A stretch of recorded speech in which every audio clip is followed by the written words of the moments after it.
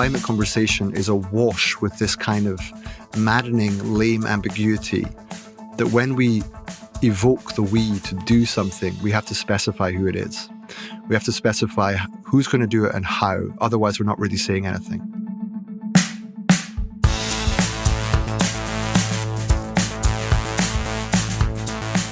Hello, I'm Dave, and welcome to Your Brain on Climate. Now, in this episode, we're going to talk about this. Have you ever heard someone talk about, like, degrowth or ending capitalism or revolutions or these big ideas that feel like solutions to the knotted entanglement of things like climate change? And they'll talk about these ideas, and then they will say something like, what we need is degrowth. What we need is a revolution. What we need is a world. We can build a world. We can do this. And they talk about this we. It's a kind of collective we, which simultaneously means like you and me listening, but also implies an everyone else. So you've got we meaning different things. And I increasingly find myself listening to that kind of thing, which you hear all the time in climate world, and feeling kind of not just turned off by it, but kind of actively annoyed. Like, what is it you mean? Because I think it does matter. It does matter who the we is. It's a political, rhetorical trick. It sounds great, but I think it often allows you to fudge and obfuscate and not do the hard stuff, not really set out, well, what we are you talking about, and what is my relationship to the we, and is there anything I can do to make this we you're talking about happen, if you see what I mean.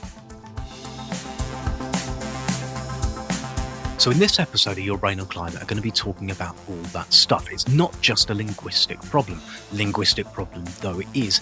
It's a collective agency problem. It's the flip side of the episode I did last time with Lorraine Whitmarsh about individual behaviour change and how we get it. Well, this is looking at the big stuff, the other side of the telescope. To what extent can I have any sort of influence over what a global economy, a global society does? What is the route by which this we, which is going to fix things, and the we that wants change, gets to happen? Who is it? Am I part of it? What actually do you mean?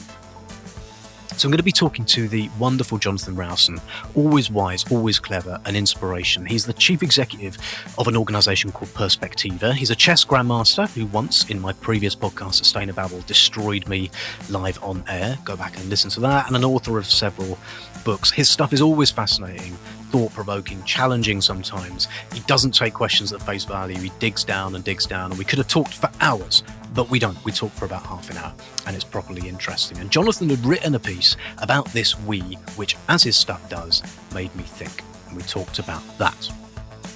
As always, when you hear this noise, it denotes wisdom. Jonathan has a PhD in wisdom, thus there is a lot of wisdom to be gleaned from this episode.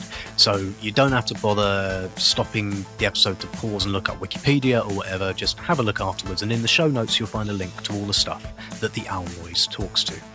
Thank you, as always, to people who give me money on Patreon. That enables me to pay my guests, keep this show on the road. Please join them. Go to www.patreon.com/yourbrainonclimate. If you can't do that, well, you won't do that. The very least I would love you to do is to give me a review on your podcast medium of choice with some stars, but particularly with some words. And please, if you like this episode, send it to someone else.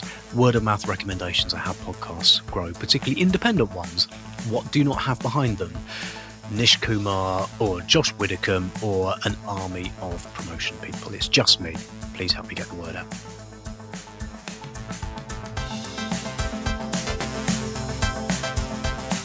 Your brain on climate.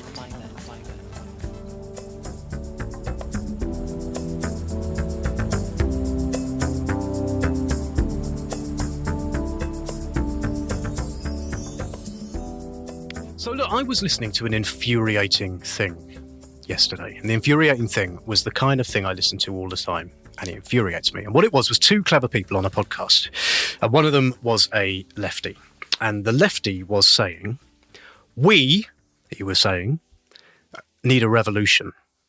That's what he was saying. We need to smash this system. And I was sitting there going, yeah, all right, mate. All right, I get it. I'd love a revolution. That'd be brilliant. How do we get that then? To be honest, I turned it off. I had enough. Like, I've just got really kind of like, you're not doing anything by saying we need a revolution, because we ain't got one. Right. Well, I'm immediately thinking of a Beatles song, actually. You say you want a revolution, yeah, you know, we all want to save the world, or is it change the world? I can't remember. And then there's some thinking of Oasis. So I started a revolution from my bed because you said the brains I had went to my head. And there's all sorts of song lyrics with revolution in it. I mean, it's a popular notion, right? And I see why people reach for it. People are desperate because they don't trust the prevailing institutions, and they don't feel that we have a competent political class that's worthy of the particular challenge in discussion, the climate crisis. That's what you said. So the first thing to feel is a certain degree of sympathy, even empathy, perhaps even compassion. Like, if you care about the climate crisis, it's not surprising they'd call for revolution. However, I also recognize what you feel, which is this is hot air. This is basically rhetoric on stilts. And it's a kind of shrill clamoring for something without a strategy to bring it into being. And as you probably know, the heart of the matter is, well, revolution has a history and a politics, and there are many cases where revolutions work and when they fail.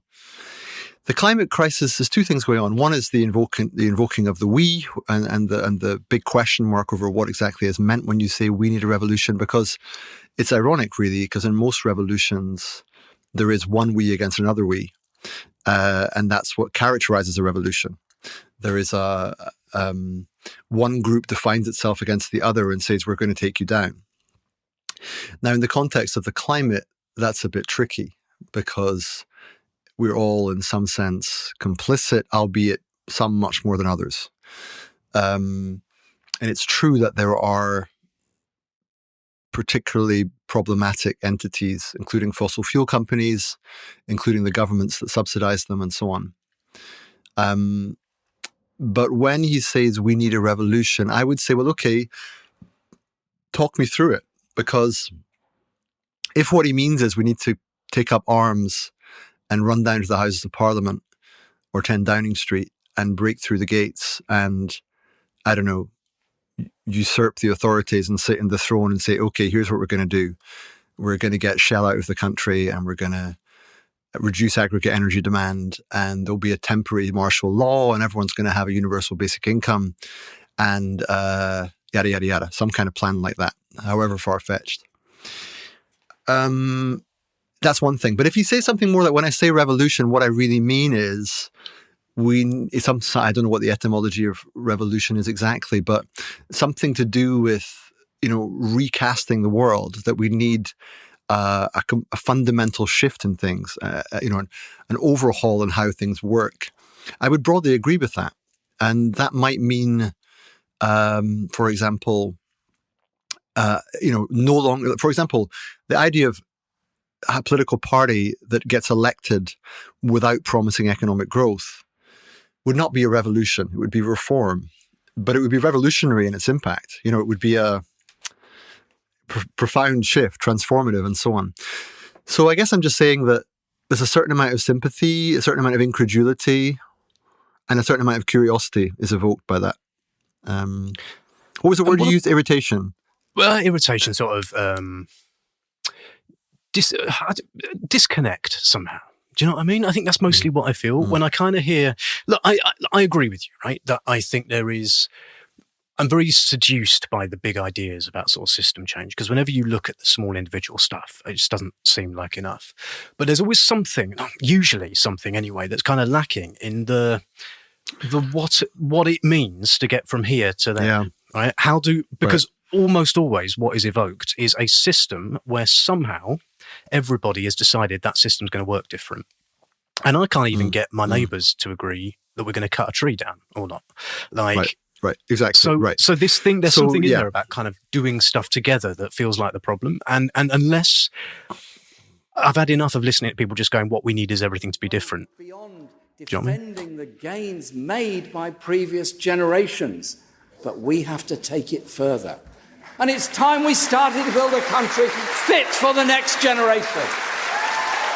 Yeah, no, that is a sound basis for irritation, because it's also paradoxically a source of inertia, because we tend to think that there's a question of things staying the same or a question of things changing. But actually what often happens is you have change and countervailing change that together amount to a kind of inertia. And what that means in the climate context is you have the kind of frenzy of noise around all the things we have to do alongside things carry on almost exactly as they are. And so it can feel or sound like lots of things are happening while, the signal is not really changing. Now, why does that matter? Because a lot of this, everything has to change, is a kind of learned helplessness. If all you do is say, there's no point in, for example, getting a more fuel efficient car or getting some kind of heat pump for your house, or there's really no point in flying less or going vegan or whatever. Now, I have a certain amount of sympathy for that because, given how much control one individual has on the overall 8+ billion people predicament and the political economy that drives that, a certain amount of sympathy for that. But really, it's not wrong to think that everything has to change. It's just wrong to think that negates the other things we have to do. And it's also incumbent on those who think everything has to change to specify the steps we can take towards it. Which is why I think you can. I've come to the view, quite recently actually, that I've now for a long time I wasn't sure, because I'm not particularly partisan by nature. I like to keep an open mind and so on. And for a while, I wasn't totally persuaded that the green growth story wouldn't work. That I was sort of open to the possibility that something vaguely eco-modern might not be so mistaken after all. But to be honest, I've reached the point now through reading and consideration and just looking at the data, and I do believe that the only ultimate hope for climate change, short of some technological miracle, which we can't rely on, is reducing aggregate energy demand. Now, how exactly you do that becomes a matter of global international agreements and national targets and so on. But what it means in practice for the advanced developed countries like ours is something like a post-growth economy. Now, we're a million miles from that being electorally feasible. But nonetheless, once you realize that is the coherent answer, it's then incumbent to work towards it. So at the moment, you have our main opposition party, the Labour Party, trying to get elected on the prospectus of growth, and understandably so for economic reasons and conventional political reasons. But it's not visionary. It's not worthy of the challenge of our times. I think you need something that is effectively a post-growth prospectus, but is sold and marketed in a way that is more deeply inspiring, that uses different language, that presents a different vision of life, that's convivial and focused on intrinsic ends, and is presented as a kind of radical sanity. Now, I know this is not yet going to win the election. I'm not naive in that sense.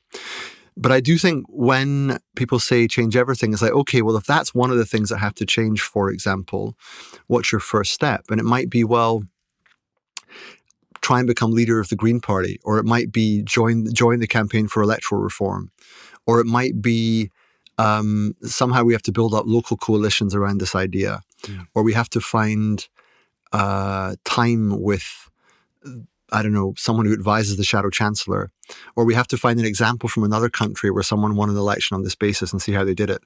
Or we have to get our mind away from elections entirely and realize that we're playing a game over 10 years and not over 5 years. But it's not impossible to turn a big picture vision into actionable steps. I guess that's all I'm saying.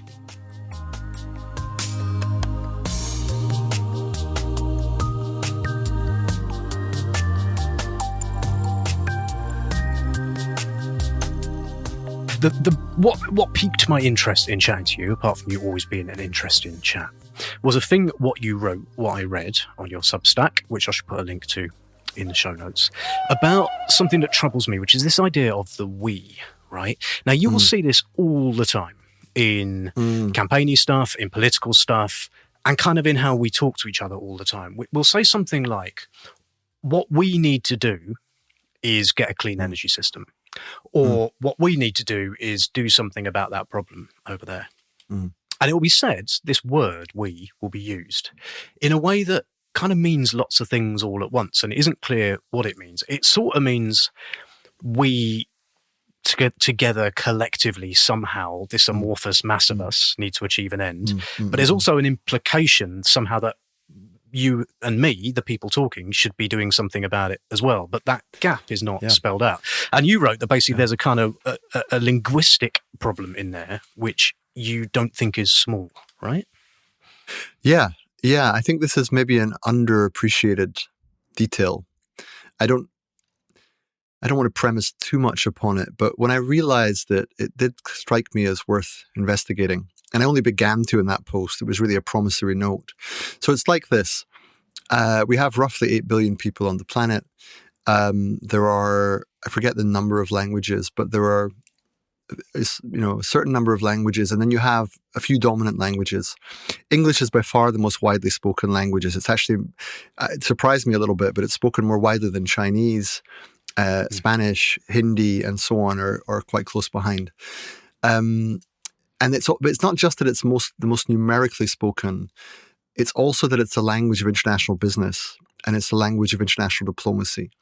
So the English language really matters politically, right? That's kind of obvious, but it's just worth recognizing.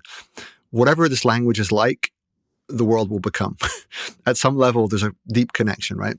And one of the features of the English language, which is quite particular to it, it's not unique to it, there's nothing very special about this, it's just that the way we use we is almost infinitely ambiguous. The way they put it in linguistic terms is it doesn't have clusivity, by which they mean the term doesn't specify whether you're including the person you're talking to or including someone else. So, for example, we, Dave, are having this conversation, but if you ask me what I'm doing tonight and I'm in another part of London, I'll say, we'll probably go out and see a film. And then it's unlike... exactly, right? So you're like, well, that's the thing.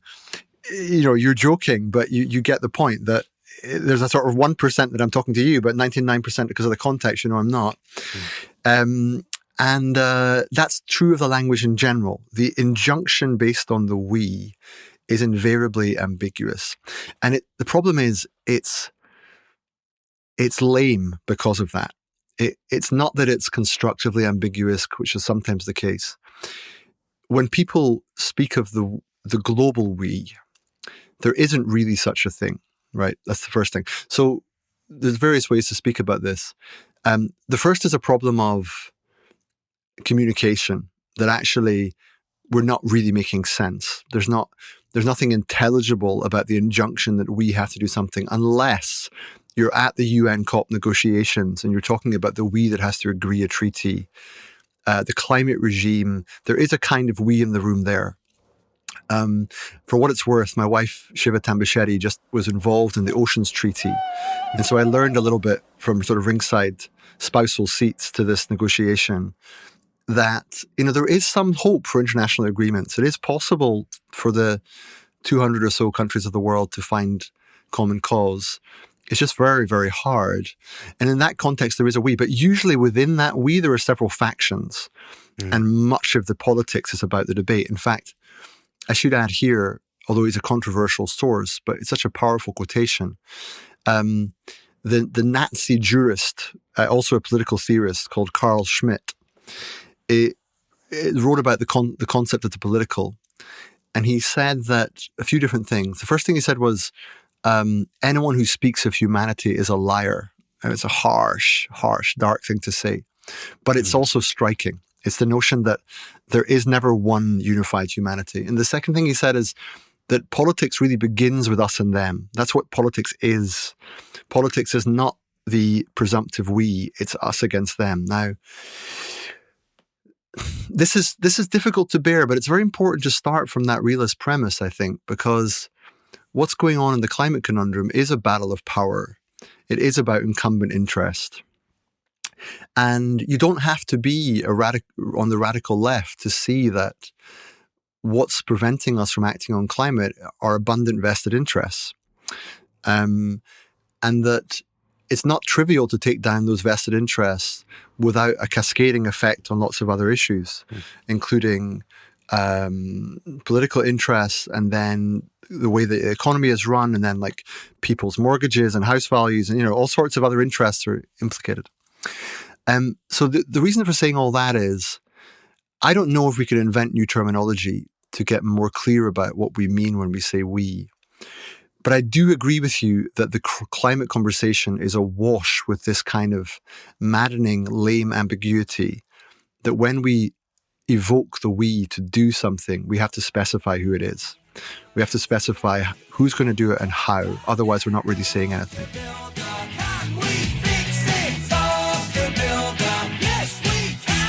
Because it does matter, right? On one level, you're right. We can't reinvent the English language, but I suppose we could. But I'm doing it there. I just did it there, right? You can't help it. You got to use we. It's in the language, and to an extent, we're stuck with it. And it also has powerful, often rhetorical force to insist that we should do something, and that's what politicians do. Yep. But at the same time, I feel somehow that it just makes things harder to understand what people mean sometimes. It feels almost like it's a distancing to say we should do something without really specifying what you mean. Yeah. So I don't think it is trivial. I think I'd love to think it was trivial and it was just a way of making a point. But actually, I think it often obscures. It almost like it's short-stepping the bit that is really, really difficult, which is, well, how and what. You know what I mean? Right. I totally agree, and that's why I've written about it. I believe we don't have to go there right now, but I think it's a fundamental part of what I call the metacrisis. And by that, I mean, it's deeper than the climate crisis. It goes into sort of the fundamental lack of intelligibility in the world today that we, here we go again. I mean, the subtitle of my post, by the way, the title is Forgive Yourself for Speaking on Behalf of the World. And I say forgive yourself precisely for the reasons we're discussing, that we don't have another term to use. It's baked into the English language. It's one of the most widely used terms. Actually, there's a list, by the way, I forget where it is, but there's a list of the most used words in English, and we is quite high up there. It's not right at the top, but it's sort of top 20, I think.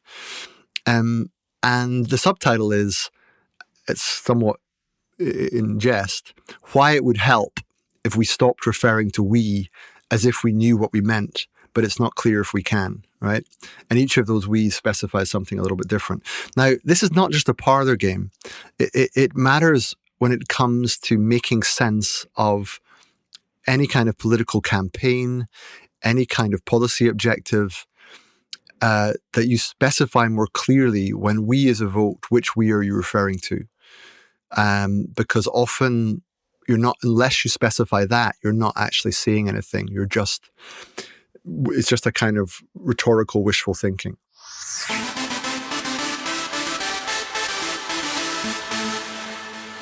Your brain on climate.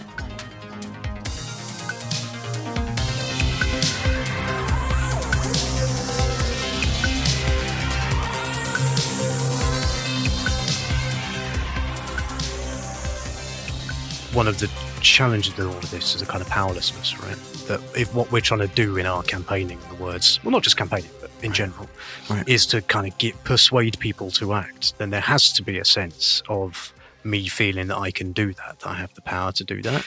And the we that is being implicitly evoked also often makes me feel very powerless. Like, how am I supposed to get a revolution in my bed or wherever else I get it from? That's a separate topic. Yeah. No, this is the big thing, because this gets to dissonance. This gets to another feature of the climate conversation that's just a bit weird, that we are talking about a planetary predicament, and we're often doing it as if the planet were as familiar as our bedroom, as if we knew what this thing was. But what's going on in India and China and Africa and South America and elsewhere, people there have very different ideas, different language forms, different political objectives. And so when we speak as if we had agency at that scale, of course we're ridiculous, right? But that applies to almost everybody, unless you're maybe president of the US or China or a something like that. Or if you're a hyper agent of some kind, like Elon Musk or whatever, and you're actually what you say kind of has that sort of reach. For most other people, the gap between the scale of the problem, which we can to some extent grasp intellectually, but agentically we can't really influence, it creates this widespread dissonance that's just part of what it is to be alive today. You have the planet in your pocket, effectively. You can scroll through everything that's going on everywhere, and it's beguiling because it's just so much bigger than any of us. And in the climate crisis, we want the gap between what we're experiencing and what we care about and our language to be as small as possible. But sadly, the gap's huge. This is why it's a little bit absurd to say, people will say, I want to act on climate change, so I'm going to do more recycling or something like that, right? And they're not even connected very directly, as you know, but it still makes them feel that somehow they're speaking to that big issue that they care about.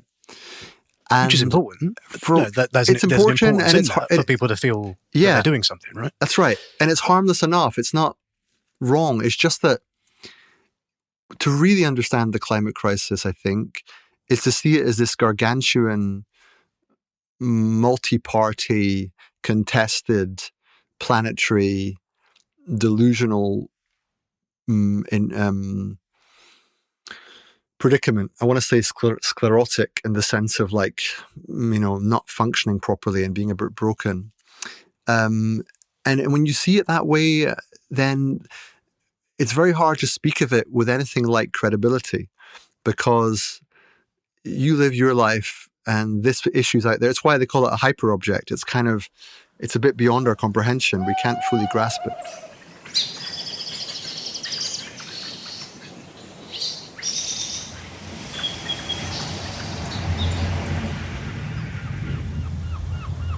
There's something about bigger than me actions which feels like it's really important. We're given so many. The last episode I was talking to Lorraine Whitmarsh all about behavior change, and there is important individual stuff we can do, but that's kind of the lens that most of us understand climate through, is what can I do? Yeah. What is my individual role? But what I think we need to be finding is those spaces where the we actually makes sense, where there's some kind of a we that can do something. Right. And it might be a teeny tiny little we. It might be just like me and my wife will talk about this, and so together we will do something. And it feels important not just because that's two people doing something rather than one person doing something, but it actually starts to feel like I'm not just stuck in my own little world of doing this and thinking about this, right? Yeah, look, I mean, I'm all for alliances and collective agency, and God knows we need the we, right? But it's just that just good to be clear what we mean when we evoke it. So we, by which I mean the planetary we, have a certain amount of time to avoid, let's say, runaway climate change or something like that. And then we, the UK, have a certain amount of time to have a chance of meeting our net zero targets, let's say. And then we, the family here, living in Putney in London, have a certain amount of time to improve the insulation of our home, and so that we can use the heating less, so we can lower our energy costs. And although that may or may not have a climate impact because of things like the Jeavons paradox and the fact that we... He's straying off topic. He's straying off topic. Getting back in. I know. Well, no, but just that it's worth knowing that these lateral dimensions are there. But then there's a we of like the school now down the street. What are we doing on climate change? Well, there are things the school can do. So it's always possible to specify it. It's just it slows language down a bit. And people love, see, the thing is, it's about the arena, you see. It's something to do with the idea of arena. John Vervaeke speaks about the agent in the arena as a way of understanding this stuff. You see, we all have an arena of sorts: our home, our office, our friendship circles, our social media platforms. These are kind of the arenas we function in. So if you imagine something like the Colosseum as a sort of quintessential arena in Rome, but but we all in our own way psychologically have our arenas that we operate in, and we're the agent in those arenas. And in those arenas, climate change is a kind of part of the context now, part of the setting. But we end up speaking of climate change in the same way that we speak about the other aspects of our arena, like, our project at work, like our neighbor next door, which are much more proximate. Whereas climate change is this, as I say, this kind of hyper object that's beyond our full comprehension and beyond our reach. But we still speak of it as if it's in our arena, which is why you get this extraordinary dissonance. So when you say we and you mean the family or the office, and then you extend the we to climate action, no one quite knows where you are, what you're actually referring to. And I think we should work harder to improve that, because I think it tightens up. It gets to your first point about calls for revolution, like lazy calls, kind of unspecified calls. Once you start being more specific, people can begin to believe you. It becomes more credible and therefore more motivating.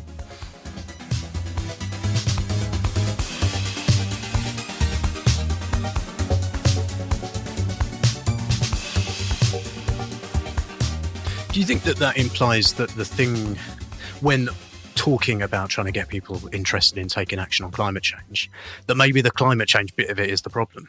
That we might want to talk less about trying to get people feeling that they can do anything at all about this global problem, and instead what we want to be doing is things like, here's a thing that you can do.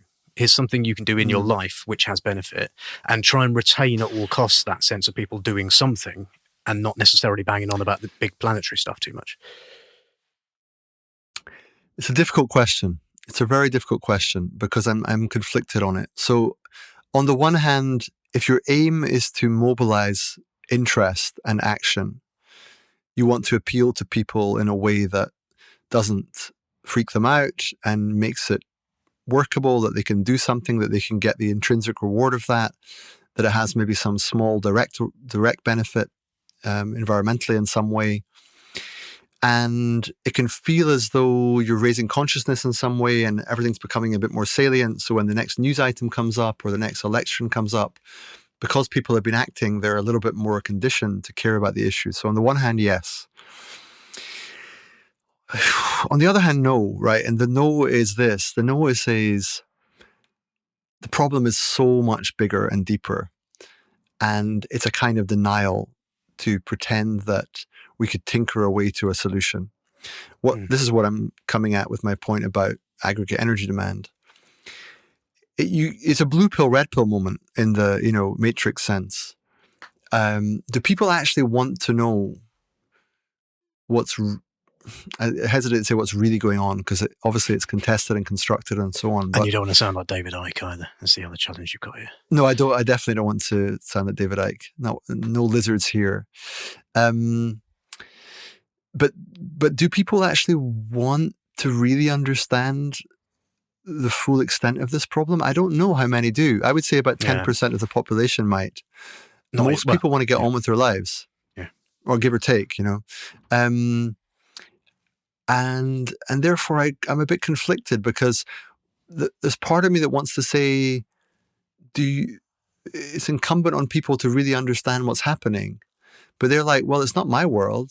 I'm quite happy doing my own thing. That's your stuff. I'm saying, no, you're part. Like, it reminds me of that scene in Lord of the Rings where the hobbits get the Ents to fight in the battle.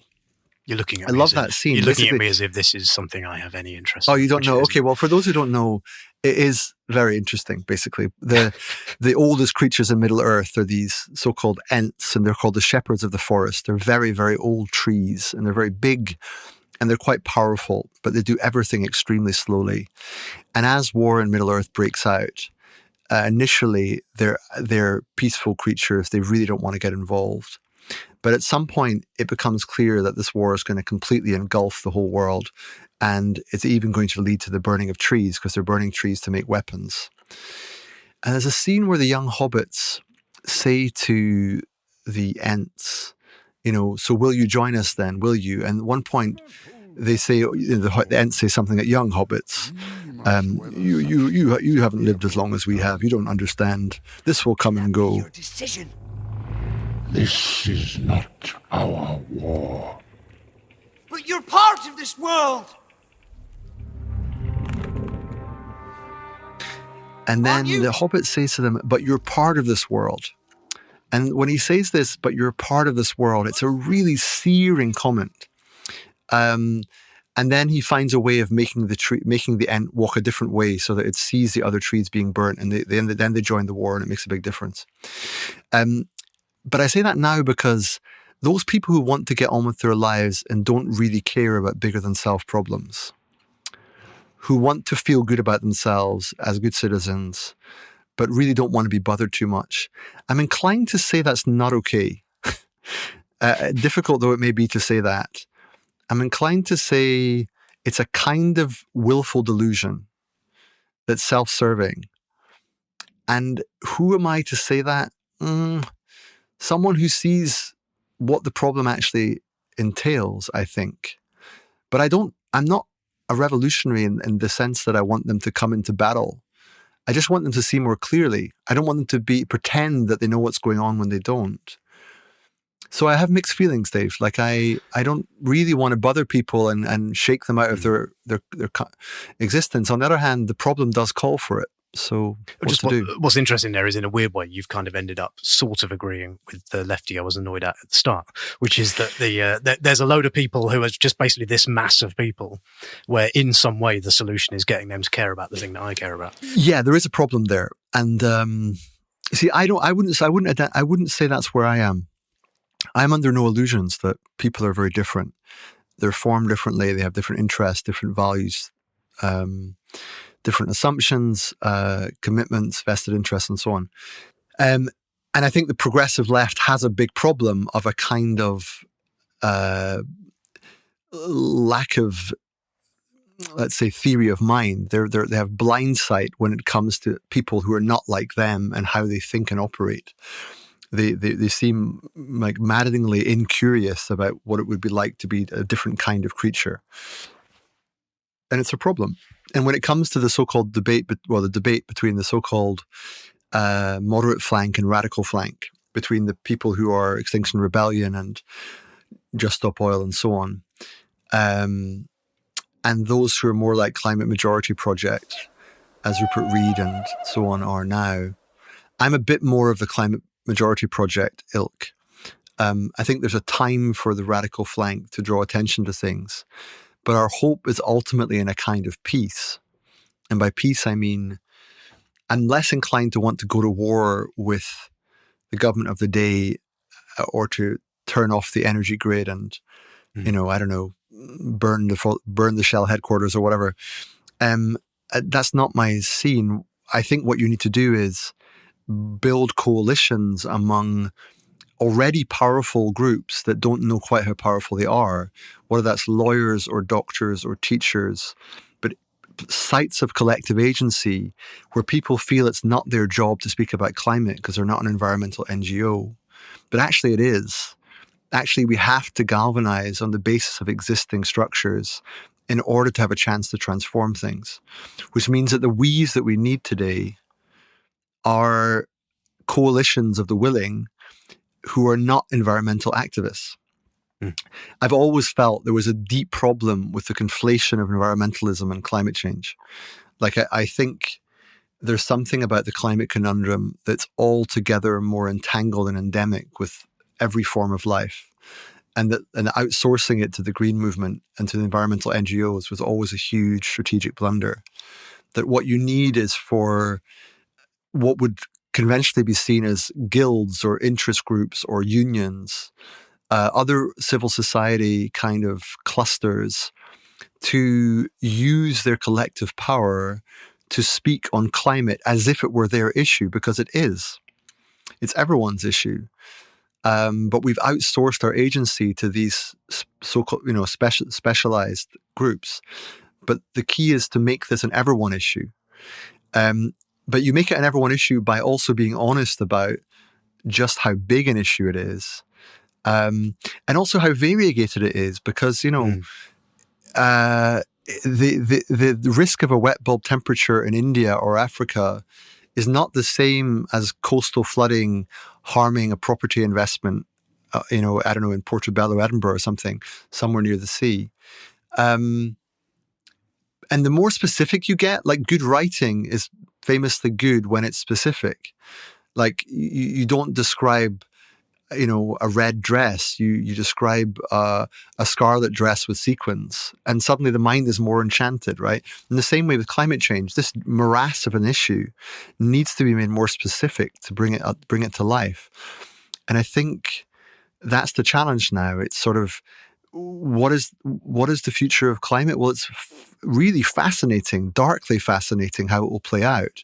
No one can be absolutely sure, but it's not an Armageddon story. It's not that everything will suddenly collapse.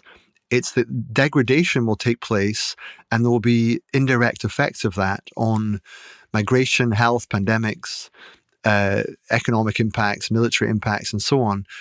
And it's a training in systems thinking. So what's exciting about it is potentially having a population waking up and thinking in a more sophisticated way at scale.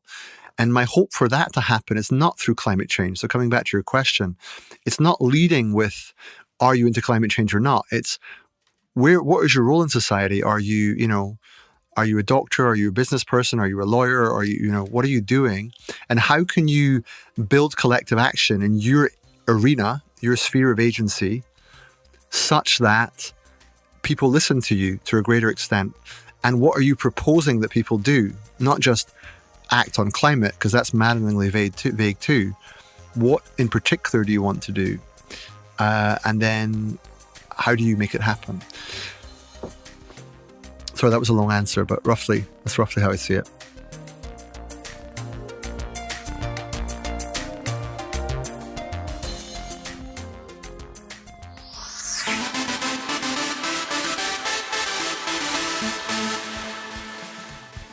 Right, now that was terrific stuff, and Jonathan's stuff, as always, has made my brain hurt and feel very, very small.